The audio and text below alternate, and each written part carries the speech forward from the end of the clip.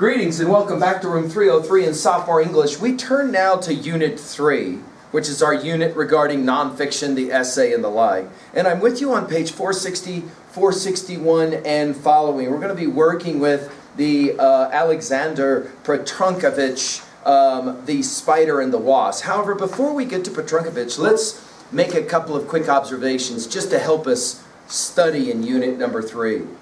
I often have made the argument to sophomores that by the end of a freshman year, they've pretty much figured out how to read a short story. They've pretty much figured out how to read a poem. Not to say they can't do it better, but they've figured out the way to do it. That is to say, they finally, maybe, hopefully, have found one story that they kind of enjoyed, resonate with, kind of turns them on, enjoyable.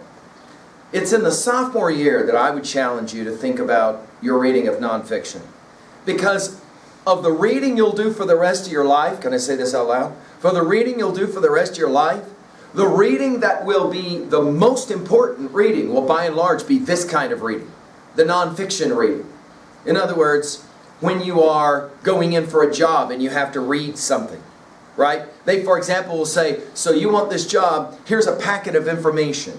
For those of us, of course, who care about an ACT, and I hope that's all of us here in just a few months. It's a 3-hour reading test, and of course, the majority, if not all of that reading test on the ACT is nonfiction stuff. When you're doing the science section, guess what? You're reading an essay, okay?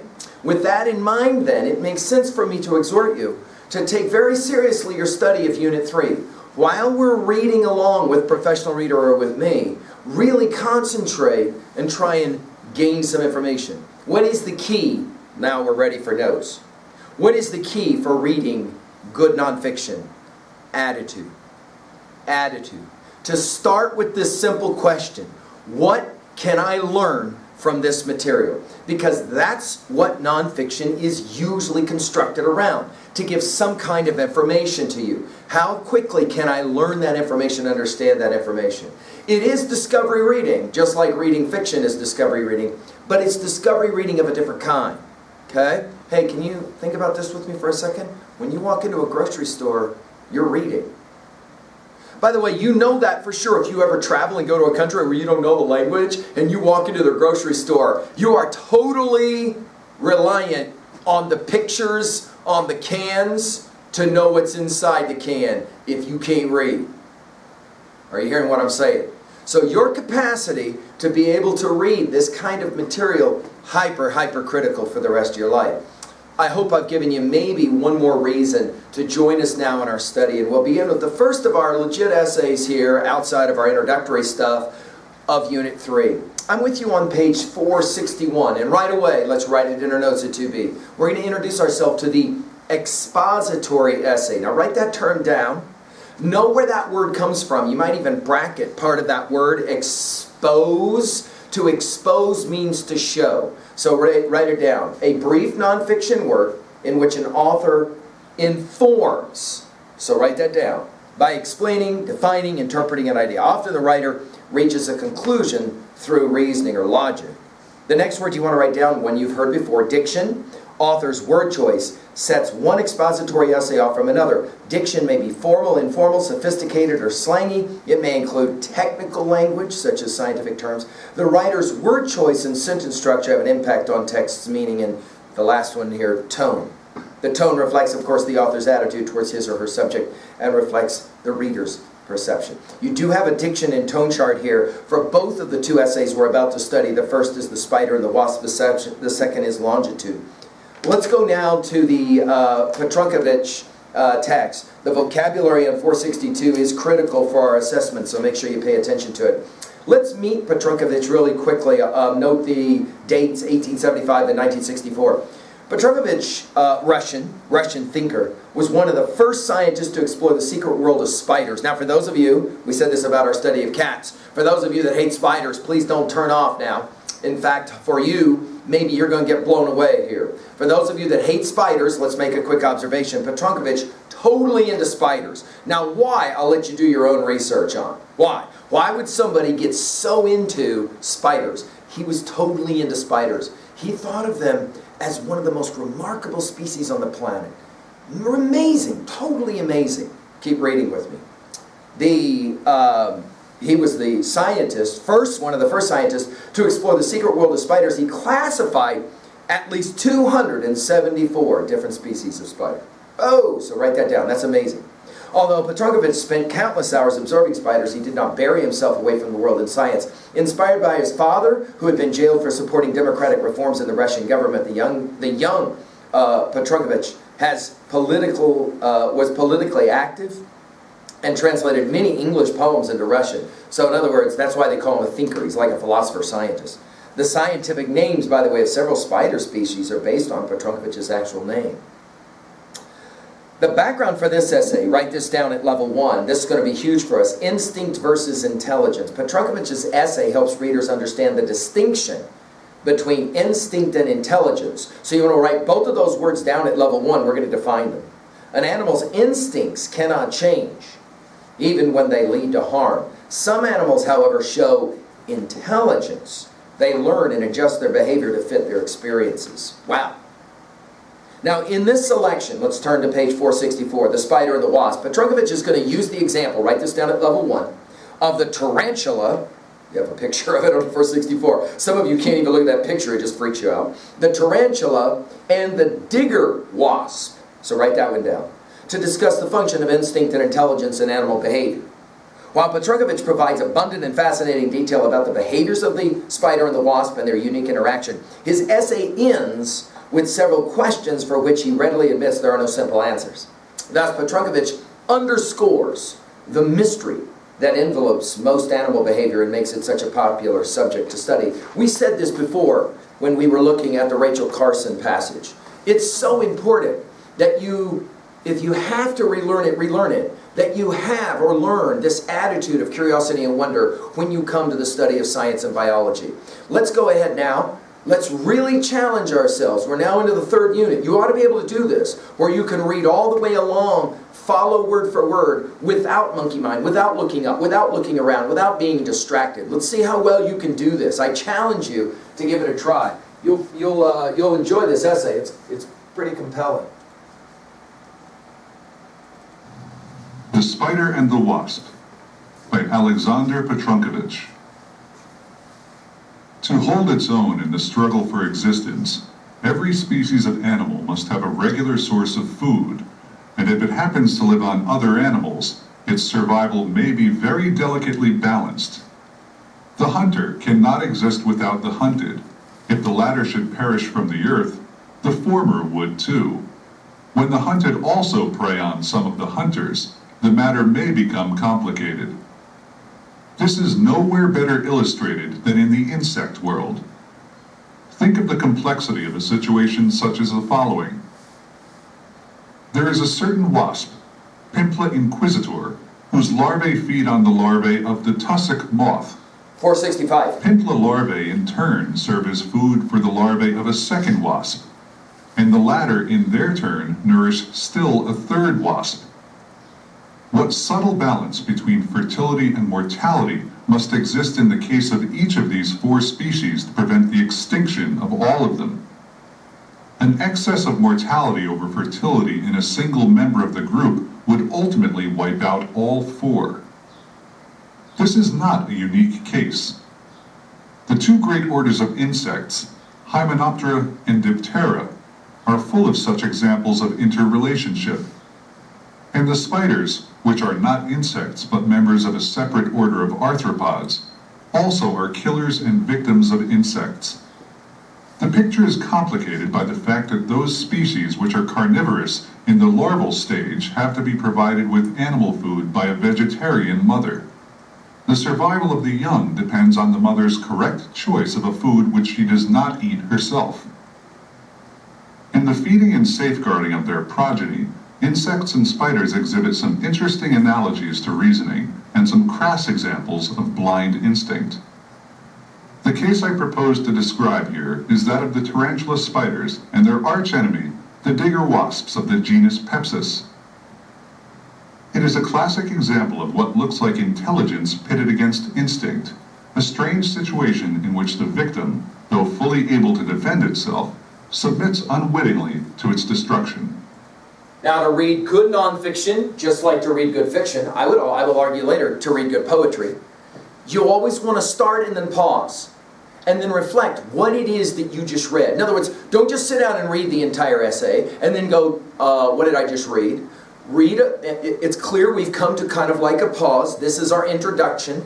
And let's write down 3 things from our introduction that will be for us at level 1 something that makes sense. Number 1, notice right away that echoing the words of Charles Darwin, who of course in his Origin of Species, we're making a 3A observation, had already made the argument that species struggle for survival.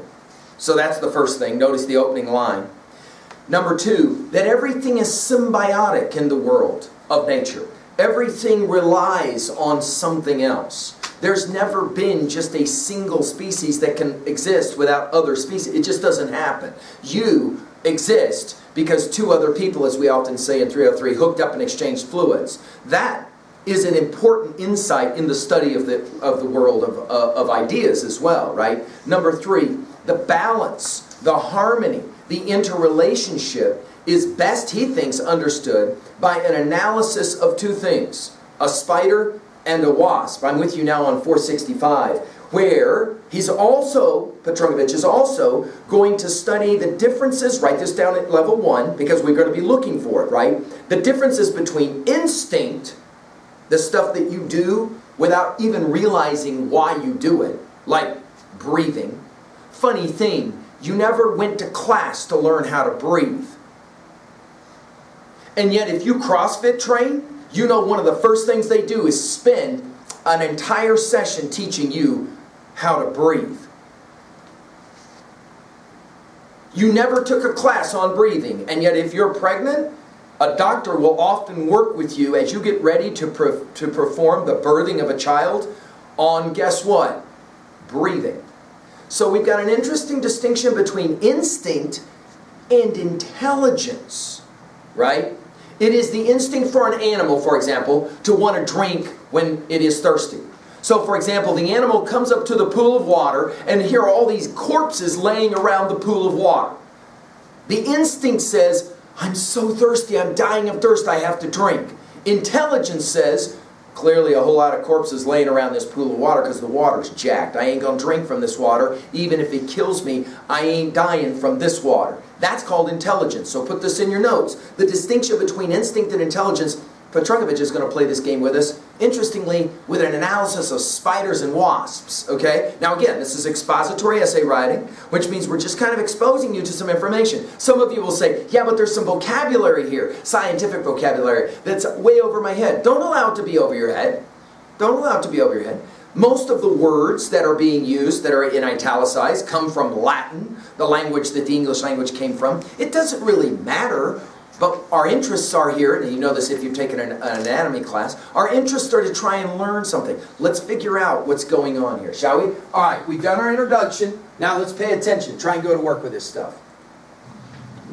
Most tarantulas live in the tropics, but several species occur in the temperate zone, and a few are common in the southern United States. Some varieties are large and have powerful fangs with which they can inflict a deep wound. These formidable-looking spiders do not, however, attack man. You can hold one in your hand, if you are gentle, without being bitten. Their bite is dangerous only to insects and small mammals such as mice. For a man, it is no worse than a hornet's sting. Tarantulas customarily live in deep cylindrical burrows, from which they emerge at dusk and into which they retire at dawn. Mature males wander about after dark in search of females and occasionally stray into houses. After mating, the male dies in a few weeks, but a female lives much longer and can mate several years in succession. In a Paris museum is a tropical specimen which is said to have been living in captivity for 25 years. 466. A fertilized female tarantula lays from 200 to 400 eggs at a time. Thus it is possible for a single tarantula to produce several thousand young. She takes no care of them beyond weaving a cocoon of silk to enclose the eggs. After they hatch, the young walk away, find convenient places in which to dig their burrows, and spend the rest of their lives in solitude. Tarantulas feed mostly on insects and millipedes. Once their appetite is appeased, They digest the food for several days before eating again. Their sight is poor, being limited to sensing a change in the intensity of light and to the perception of moving objects. They apparently have little or no sense of hearing, for a hungry tarantula will pay no attention to a loudly chirping cricket placed in its cage unless the insect happens to touch one of its legs. But all spiders, and especially hairy ones, have an extremely delicate sense of touch. Laboratory experiments prove that tarantulas can distinguish 3 types of touch: pressure against the body wall, stroking of the body hair, and rippling of certain very fine hairs on the legs called trichobothria. Pressure against the body by the finger or the end of a pencil causes the tarantula to move off slowly for a short distance. The touch excites no defensive response unless the approach is from above, where the spider can see the motion, in which case it rises on its hind legs, lifts its front legs, opens its fangs, and holds this threatening posture as long as the object continues to move. When the motion stops, the spider drops back to the ground, remains quiet for a few seconds, and then moves slowly away. The entire body of a tarantula, especially its legs, is thickly clothed with hair. Some of it is short and woolly, some long and stiff. Touching this body hair produces one of 2 distinct reactions. When the spider is hungry, it responds with an immediate and swift attack. At the touch of a cricket's antenna, the tarantula seizes the insect so swiftly that a motion picture taken at the rate of 64 frames per second shows only the result and not the process of capture. But when the spider is not hungry, the stimulation of its hairs merely causes it to shake the touched limb. An insect can walk under its hairy belly unharmed.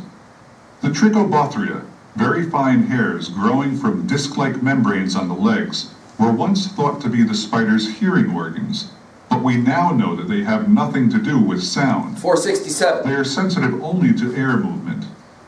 A light breeze makes them vibrate slowly, without disturbing the common hair. When one blows gently on the trichobothria, the tarantula reacts with a quick jerk of its 4 front legs. If the front and hind legs are stimulated at the same time, the spider makes a sudden jump. This reaction is quite independent of the state of its appetite. These 3 tactile responses, to pressure on the body wall, to moving of the common hair, and to flexing of the trichobothria, are so different from one another that there is no possibility of confusing them. They serve the tarantula adequately for most of its needs and enable it to avoid most annoyances and dangers. But they fail the spider completely when it meets its deadly enemy, the digger wasp, Pepsis. These solitary wasps are beautiful and formidable creatures. All right, let's pause. At level 1, it's clear, notice from the title, right, that we're going to spend a few moments with the spider first, then we're going to get to the wasp. Write down 3 things at level 1 you just learned about spiders that you never knew before. Maybe, for example, this whole thing about the way they mate. So that, for example, the male will mate, go off and die. The female will then produce the young. But the young then are immediately left alone by the mother. And the young have to go off and live for the rest of their lives in solitude. Amazing. Or how about, for example, the sense of touch and the ways in which they'll move? Or how about this one? You might want to write this one down. The fact that when they're hungry, they bite. When they're not hungry, they don't bite at all, which is kind of interesting, right? That is to say, notice all of the really interesting things that make spiders so remarkable that you didn't know before until you picked up maybe an essay like this. And then all of a sudden, maybe you're interested to learn more. Now, we're ready to move on to the second part of our analyses, these digger wasps, which, as has already been said, these wasps are in fact the deadly enemy. So write that down at level 1. These are the deadly enemy of tarantulas, which is kind of interesting. Most of my students who I've taught this essay to would say, if I had to pick the wasp versus the spider, the tarantula, I would definitely figure the tarantula wins every time, which is really fascinating because we're going to learn not quite so. Let's learn about now the solitary wasp. They are beautiful. They're also formidable. Here we go. Most species are either a deep shiny blue all over, or deep blue with rusty wings. The largest have a wingspan of about 4 inches. They live on nectar. When excited, they give off a pungent odor, a warning that they are ready to attack. The sting is much worse than that of a bee or common wasp, and the pain and swelling last longer. In the adult stage, the wasp lives only a few months. The female produces but a few eggs, one at a time at intervals of 2 or 3 days. For each egg, the mother must provide one adult tarantula, alive but paralyzed. The tarantula must be of the correct species to nourish the larva. The mother wasp attaches the egg to the paralyzed spider's abdomen. Upon hatching from the egg, the larva is many hundreds of times smaller than its living but helpless victim. It eats no other food and drinks no water. By the time it has finished its single gargantuan meal and become ready for wasphood, nothing remains of the tarantula but its indigestible, chitinous skeleton. The mother wasp goes tarantula hunting when the egg in her ovary is almost ready to be laid. Flying low over the ground late on a sunny afternoon, the wasp looks for its victim or for the mouth of a tarantula burrow, a round hole edged by a bit of silk. 468. The sex of the spider makes no difference, but the mother is highly discriminating as to species. Each species of Pepsis requires a certain species of tarantula, and the wasp will not attack the wrong species. Amazing, right? In a cage with a tarantula which is not its normal prey, the wasp avoids the spider and is usually killed by it in the night. Yet when a wasp finds the correct species, it is the other way about. To identify the species, the wasp apparently must explore the spider with her antennae. The tarantula shows an amazing tolerance to this exploration. The wasp crawls under it and walks over it without evoking any hostile